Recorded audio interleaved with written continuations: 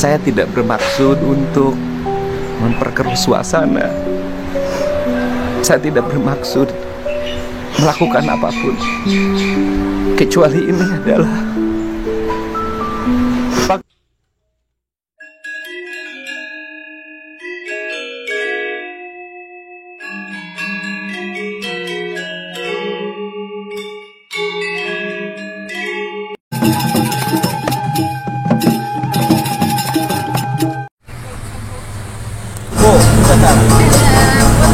I'm going to West Java to see Mr. Kang Deddy.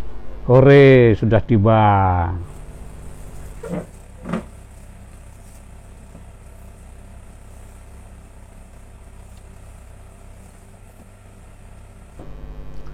Assalamualaikum warahmatullahi wabarakatuh. Sampurasun, Om Swastiastu, Kang Deddy Mulyadi.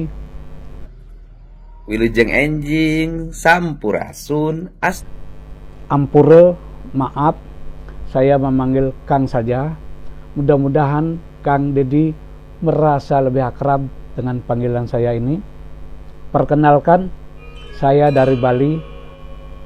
Saya baru saja nyampe di sini, dalam tanda kutip, mengintip kegiatan Kang Deddy selaku Gubernur Jawa Barat. Seluruh warga Jawa Barat yang hari ini ada yang bahagia, ada juga yang lagi mendung hatinya. Kang Deddy, karena sekarang saya berada di Jawa Barat, saya merasa menjadi rakyatnya Kang Deddy. Saya ada dalam keadaan bahagia karena Tuhan yang Maha Kuasa memberikan saya anugerah berupa kesehatan. Kang Deddy, saya juga ikut bertanya-tanya, mengapa Kang Deddy sangat rajin turun ke bawah, menemui rakyat Jawa Barat, kemudian melihat-lihat lingkungan. Padahal Kang Deddy sebagai gubernur, punya anak buah banyak, ya tinggal perintah aja kan? ya sebenarnya gubernur tinggal nyuruh. Tapi faktanya, begitu. Kalau tidak turun, itu tidak ada yang mau mengerjakan. Pak, kalau saya kasih kerjaan Bapak mulai hari ini, ya kan? Iya Pak. Bapak mungutin sampah di sungai, ya, dikumpulin, diangkut ke pinggir, nanti ada petugas yang ngangkutnya. Ya, ya. Tiap hari Bapak menjadi pekerja tetap mungutin sampah, mau nggak? Siapa? Mau nggak? Mau Pak. Benar. Benar. Sehari 100.000. Iya. Mantap. Saya sungguh terpesona melihat gaya kepemimpinan Kang Deddy yang sangat familiar terhadap warga. Kang Deddy, maaf ya, saya melihat Kang Deddy sungguh-sungguh memperhatikan kebersihan lingkungan, khususnya sungai ini. Tentu saja tindakan Kang Deddy itu sangat terpuji karena sungai itu merupakan salah satu sumber kehidupan. Kang Deddy yang budiman, saya tidak bermaksud pamer. Kalau Kang Deddy sempat jalan-jalan ke Denpasar, Bali, Kang Deddy sekarang melihat sungai saya atau sungai kita yang ada di Denpasar itu sangat bersih, indah, dan ya sangat menyenangkan lah. Ya, ini mungkin karena memang selain kegigihan pemerintah Provinsi Bali di dalam menata lingkungan, ya juga karena mungkin kesadaran masyarakat terhadap kebersihan lingkungan khususnya sungai sudah meningkat. Nah, ini lihat nih.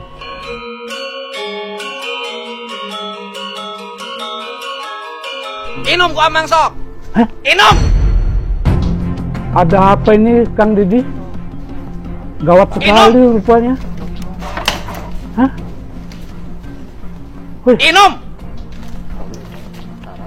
Nah, Kadil. Gawat sekali rupanya. Kenapa nggak mau minum ini? Wih, Nggak biasa. Nggak biasa. Kenapa Bapak jual ke orang lain? Kamu tahu nggak orang mati gara-gara ini?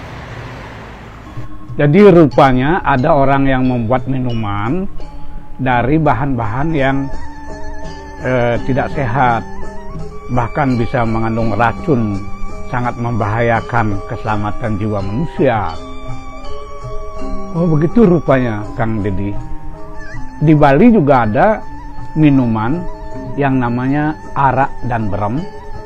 Nah, arak berem itu yang dijual di pasar bebas dipergunakan untuk persembahan. Istilah Balinya tetabuhan. Tapi saya curiga, bukan menuduh, bahwa arak berem yang dipakai persembahan itu tidak asli.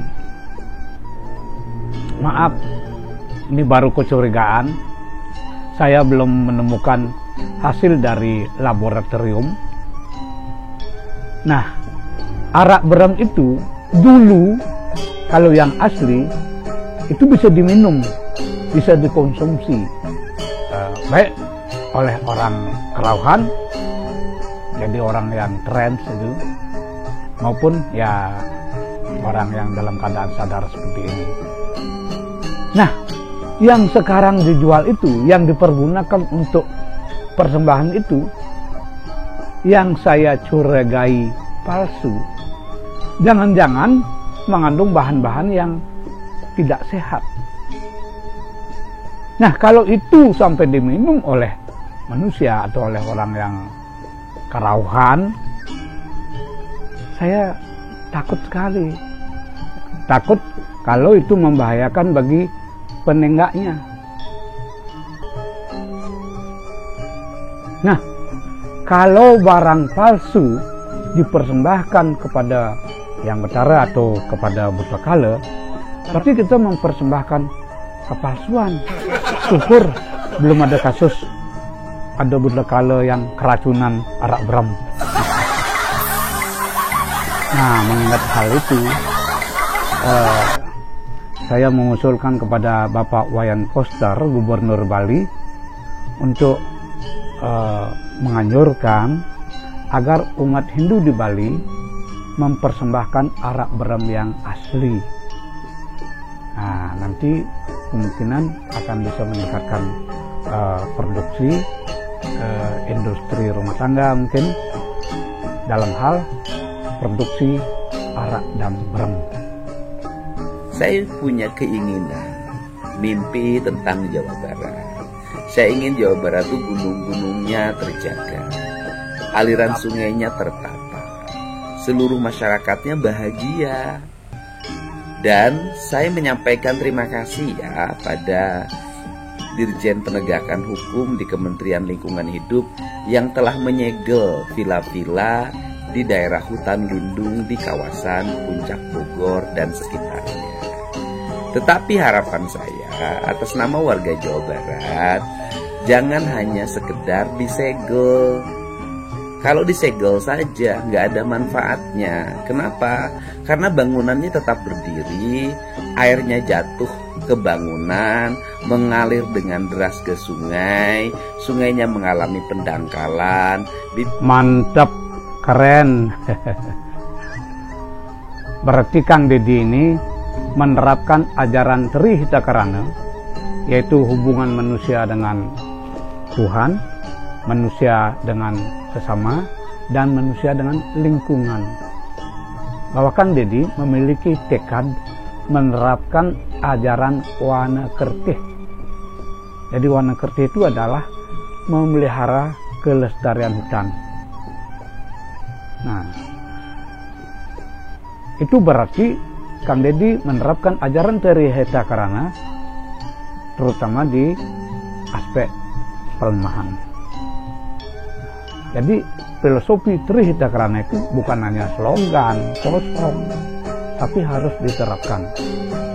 Nah, selain itu Kang Dedi juga menerapkan kepemimpinan yang tegas, terutama di dalam memberikan sanksi. Siapapun yang salah ya harus dikasih hukuman. Nah, terbukti Kang Deddy tidak hanya setuju kalau ada villa yang melanggar aturan disegel, tetapi harus bongkar. Dan ini juga menandakan bahwa Kang Deddy itu kebal terhadap sogokan. Kalau ada pengusaha yang menyogok Kang Deddy dalam hal ini, Kang Deddy tidak bergeming. Salut. Yang jelas, saya akan memberantas patung di Jawa Barat. Ya, patung? Yaitu ada sampah numpuk dibiarkan oleh pemerintahnya. Itu namanya matung. Oh, kirain patung beneran. Gitu loh. Ada orang miskin rumahnya roboh dibiarkan, ada orang sakit dibiarkan, ada anak-anak yatim yang tidak sekolah dibiarkan, ada jalan berlubang dibiarkan, ada lubang berjalan dibiarkan. Kemudian ada anak-anak yang masuk SMA sudah masuk di kelasnya harus keluar lagi dibiarkan. Saya tidak akan membiarkan patung-patung berdiri di Jawa Barat. Patung itu berdiri di hati para pejabat, di hati orang-orang kaya, di hati anak-anak sekolah. Geng motor melanda di mana-mana dibiarkan. Itu namanya patung, itu namanya. Patung itu harus diberantas. Tidak boleh ada di Jawa Barat patung yang ada dalam setiap pikiran orang yang hanya memikirkan dirinya sendiri. Jadi itu rupanya yang membuat Kang Edi menangis. Pak Presiden, Pak Kapolri, Pak Kapolda, Pak Direskrim saya tidak bermaksud untuk memperkeruh suasana. Saya tidak bermaksud melakukan apapun, kecuali ini adalah panggilan jiwa saya. Saya melihat orang-orang kecil menjerit dan menangis, bingung apa yang harus mereka lakukan. Semoga ini jalan bagi kita untuk membuka kebenaran,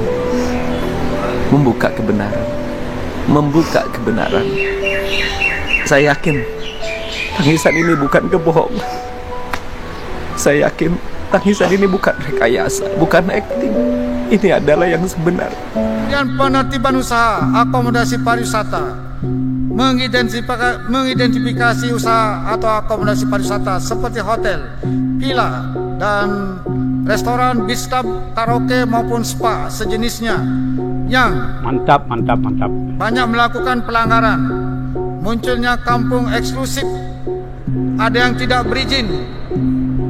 Kita akan cek KTP-nya Bali apa enggak, pekerjanya bagaimana, berapa persen orang Balinya, dan waktu operasinya jangan sampai melebihi jam 10 karena mengganggu wisatawan maupun juga warga lokal. Melanggar sempadan pantai, penguasaan pantai sehingga menyulitkan masyarakat lokal, melakukan aktivitas yang mengganggu dan menodai kesucian upacara adat, menutup akses masyarakat ke pantai terutama untuk kepentingan upacara adat, melanggar batas kesucian pura, penyalahgunaan villa dan sejenisnya untuk praktek prostitusi, dan tentu saja kita harus mengecek siapa mitranya supaya bisa kita tata dengan baik agar Bali ini tertib. Jadi tahun 2025 sampai 2030 kita akan melakukan tindakan keras dan tegas semua pihak yang bikin Bali ini letah, supaya aura Bali ini tampil kembali dengan kuat agar Bali ini terjaga dengan baik ke depan.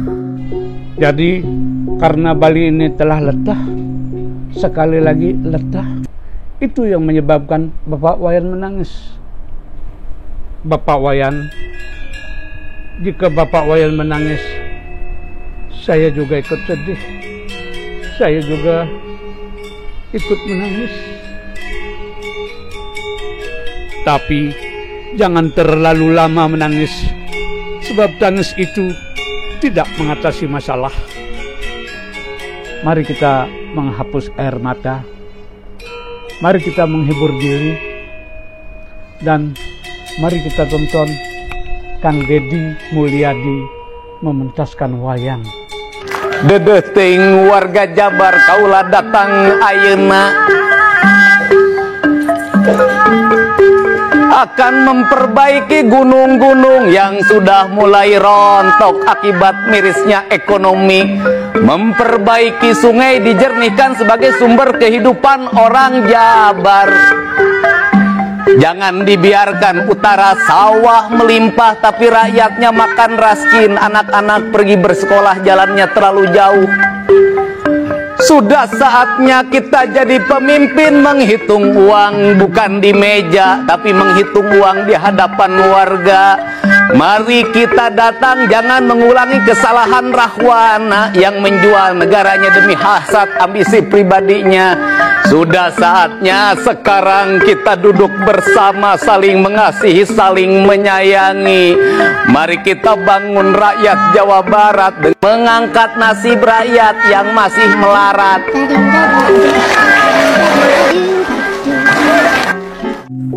Mari kita bangun Bali sesuai dengan visi dan misi, nanggun satkerti loka Bali. Hutan bedugul jangan sampai gundul dul dul dul dul. Mari kita selamatkan Danau Beratan, Danau Tamblingan, dan Danau Buyan. Jangan sampai kering kerontang karena hutan. Gundul gundul gundul gundul dul dul dul dul dul dul.